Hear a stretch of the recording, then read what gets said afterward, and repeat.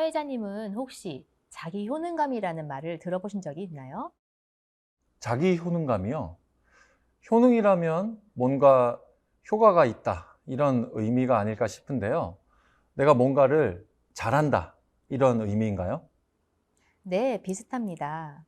자기 효능감이라는 말은 반두라라는 미국의 저명한 심리학자가 정의한 개념인데요. 반두라는 자기 효능감을 특정 과제를 수행하기 위해 요구되는 행위를 조작하고 실행해 나가는 자신의 능력에 대한 신념이라고 정의하였습니다. 쉽게 얘기하면 자신에 대해 느끼는 유능감을 말하는데요. 자기 효능감은 개인이 과제를 시작하고 지속시키는데 큰 영향을 미친다고 알려져 있습니다. 그럼 미래에 나는 잘 해낼 수 있을 거라는 믿음과 자신감 같은 것으로 이해하면 될까요? 네, 맞습니다. 특히 운동을 중단하고 또 새로운 진로를 고민해야 하는 학생 선수들은 공통적으로 자기 효능감이 많이 떨어져 있는 것을 확인할 수 있었습니다. 그렇죠. 오늘 강의를 듣다 보니까요, 제 과거가 자꾸 생각나는데요. 저도 갑자기 다치는 바람에 선수 생활을 그만두게 되었습니다. 그리고 진로에 대한 탐색을 해왔는데요. 대부분의 학생 선수들은 기록이나 성적이 잘 안 나와서 진로를 바꿔야 되겠다 마음 먹는 친구들이 많으니까요. 네. 특히 운동을 중단하겠다고 결심하기까지 반복된 개인의 실패 경험들은 자기 효능감을 떨어뜨리는데 결정적인 역할을 합니다. 그리고 또 하나, 주변의 우려와 걱정 역시 자기 효능감을 떨어뜨리는 주요한 원인 중 하나입니다. 아, 예를 들면 이런 거네요. 너 이성적으로 어쩌려고 그러니? 넌 왜 해도 이 모양이냐? 이런 말인 것 같습니다. 네, 그렇기 때문에 당장 자녀의 자기 효능감을 높이기 위해서라도 칭찬과 격려는 절대적입니다. 이왕이면 운동을 중단한 이유가 너의 능력 부족이 아니라 전략의 부재 혹은 노력의 부족임을 확인해 주실 수 있으면 좋겠어요. 그럼 새로운 것을 시도하기 위한 동기는 큰 손상을 받지 않을 것이기 때문이죠. 네. 자기 효능감에는 칭찬과 격려가 절대적이라는 점 꼭 기억해야 되겠습니다.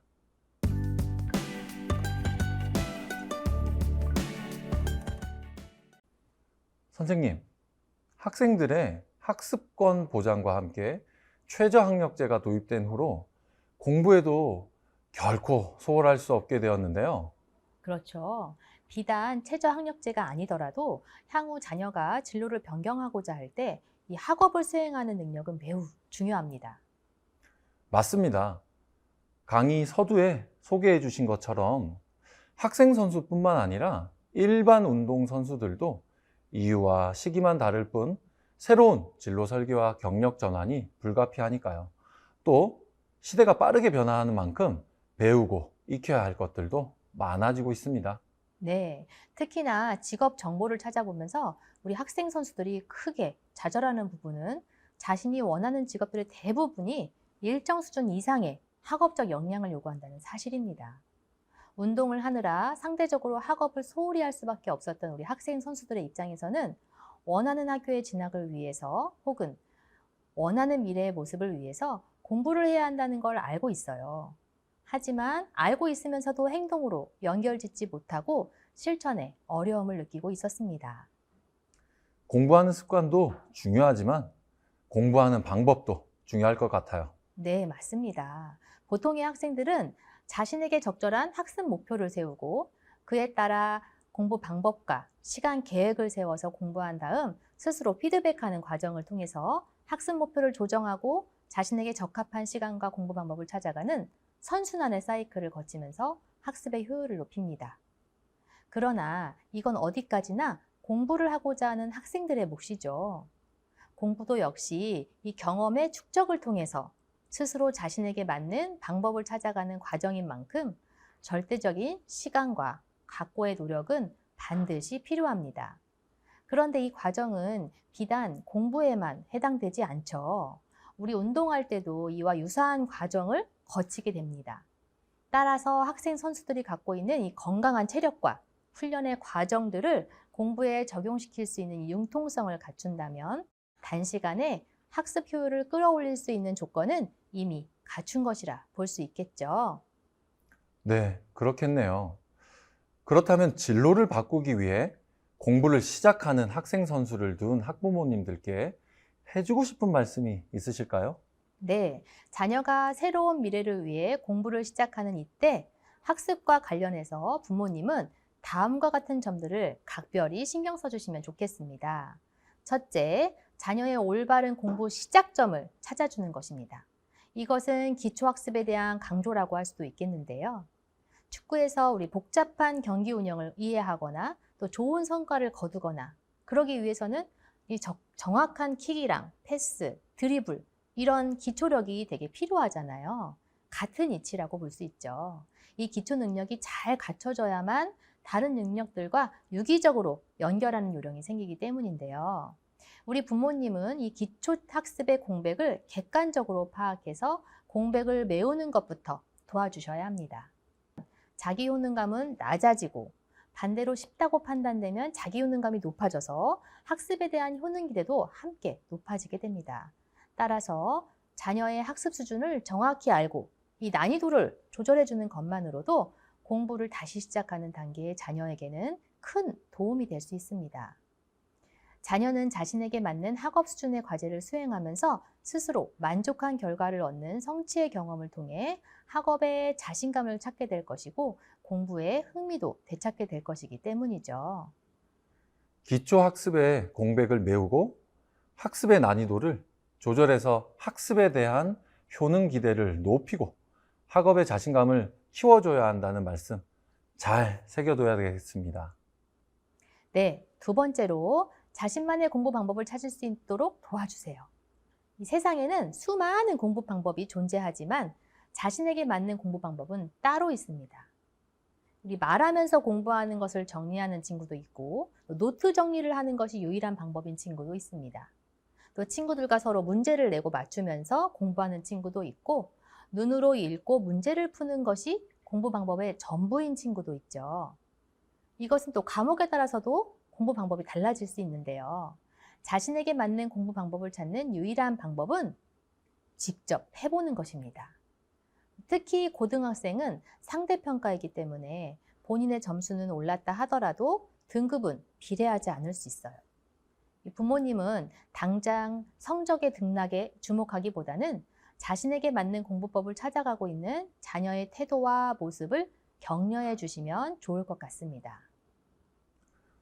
네, 조용한 곳보다는 오히려 약간의 소음이 있는 장소에서 공부가 더 잘 된다는 사람이 있는 걸 보면 개인마다 몰입이 잘 되는 시간과 장소가 따로 있는 것 같습니다. 이와 마찬가지로 자신에게 맞는 공부 방법도 각자 다른 것 같습니다. 자신에게 맞는 공부 방법을 찾는 것이 공부를 시작하는 우리 학생들에게 꼭 필요하다는 점 기억하세요. 네, 세 번째로 좋은 습관을 만들어주는데 신경 써주세요. 지도자의 지시에 따라 훈련에 임했던 우리 학생 선수들의 경우 스스로 이 시간을 계획해서 운영하는 것이 처음에는 무척 어려울 수 있습니다. 이때는 자신이 하루를 어떻게 보냈는지 세세히 기록하는 것만으로도 큰 효과를 볼 수가 있거든요. 이렇게 하면 시간에 대한 메타인지가 생기게 되는데요. 자신이 시간을 어떻게 사용하고 있는지에 대한 모니터링은 이후의 시간을 어떻게 계획하고 사용할지에 대한 컨트롤로 이어질 수 있기 때문입니다. 한 달, 한 주, 하루 단위로 자신이 해야 하는 공부의 분량을 어느 정도 완수했는지 매일 수치화해서 기록하는 습관을 들일 수 있도록 도와주세요. 물론 부모님이 보시기에는 목표를 잡는 것부터 현실 감각이 떨어지네 하고 느끼실 수 있습니다. 하지만 이 또한 크고 작은 시행착오를 거치면서 점차 현실 감각을 갖추어 나가게 될 것이니까 너무 염려하지 않으셔도 됩니다. 다만 습관 형성에 소요되는 시간은 이 개인차가 좀 있어요. 그래서 부모님이 여유를 갖고 자녀를 믿고 지지해 주시면 시간이 지남에 따라서 학습 효과뿐만 아니라 일상의 생활 습관까지도 자리를 잡아가면서 자기 효능감도 덩달아 상승할 것입니다. 네, 기초 체력을 단련하고 또한 경기력을 향상하기 위해서 훈련에 적응하듯이 공부하는 시간도 시간을 정하고 또 끈기 있게 꾸준한 관리를 통해서 좋은 습관을 만드는 것 기억하세요. 네, 마지막으로 자녀의 약점에 눈 감아 주시고 노력에 대한 의미 있는 성과에만 집중해 주시면 좋겠습니다. 우리 운동과 공부를 병행하는 게 결코 쉬운 일이 아니에요. 부단한 노력과 자기 조절을 필요로 하죠. 그러나 기초학습이 약할수록 성적이 단번에 상승하기란 어려울 수 있습니다. 따라서 한 과목이라도 유의미한 성과를 거둔다면 부모님은 그것에 집중해서 칭찬하고 격려해 주시면 좋겠습니다. 운동을 하는 내내 우리 상대 선수 또는 다른 팀과 경쟁을 해왔던 우리 학생 선수들의 입장에서는 누가 뭐라고 하기 전에 이 본능적으로 자신의 부족한 점을 찾고 스스로 극복하려고 노력할 것이기 때문이죠. 따라서 그 부분은 자녀의 몫으로 남기시고 부모님은 자녀가 스스로 노력하고 이루어낸 그 과정과 성과에 의미를 두고 격려하고 칭찬해 주시면 좋겠습니다. 그럼 자연스럽게 다른 과목에도 이 자신감의 불씨가 옮겨갈 것이고 공부에 대한 효능감으로 연결될 것입니다. 천리길도 한 걸음부터 라는 말이 있잖아요. 또 첫 술에 배부르랴 라는 속담도 있습니다. 자녀가 노력하는 과정을 지켜보면서 응원을 해주신다면 분명히 좋은 결과가 있을 거라고 생각이 됩니다. 자녀가 구체적인 목표를 갖도록 하는 데 필요한 정보는 어떻게 찾아보면 좋을지 영상으로 만나보시죠.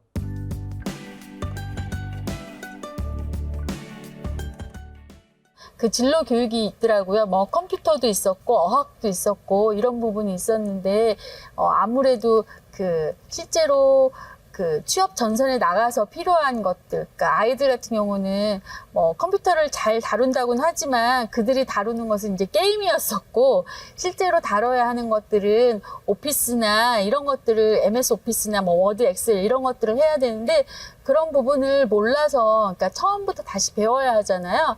그런 부분을 가르쳐 준다는 거는 꽤 의의가 있다라고 생각을 했고요. 그리고 이제 본인들이 또 원해가지고 다른 팀이나 아니면 다른 나라에 가서 지도자로 활동할 경우에는 사실은 언어가 가장 중요하잖아요. 이렇게 언어를 배운다는 것은 그러니까 실질적으로 그 아이들이 뭐 커뮤니케이션에 뭐 아주 잘하거나 이런 건 아니지만 그 필드에서 쓸 수 있는 용어들을 배운다거나 아니면은 실제로 뭐 마트에 가서 사용할 수 있는 언어를 배운다거나 필수적인 언어를 배운다는 거는 의미가 있다라고 생각하고 있습니다. 선생님, 오늘 정말 좋은 말씀 많이 해주셨는데요. 통하지 않고 통할 수 있는 부모와 자녀 관계 만들기 강의를 마치기 전에 끝으로 한 말씀만 더 부탁드리겠습니다. 네, 우리는 자녀를 낳고 부모란 이름을 얻었고 또 자녀를 키우면서 우리도 함께 성장하고 있습니다. 자녀가 성장하면서 부모는 다양한 역할을 요구받지만 관통하는 키워드 하나는 바로 관계죠. 우리도 부모가 처음이라 서툴고 그래서 크고 작은 시행착오를 겪고 있지만 이 시간 이후 자녀의 관계가 아프지 않고 건강하게 통할 수 있도록 앞에서 소개한 방법들을 내 삶에 실천하시면 좋겠습니다. 그러면 자녀는 반드시 스스로 자신의 길을 찾아 당당히 걸어나갈 수 있는 힘을 얻어 세상과 상대해 승리할 것입니다. 감사합니다. 네.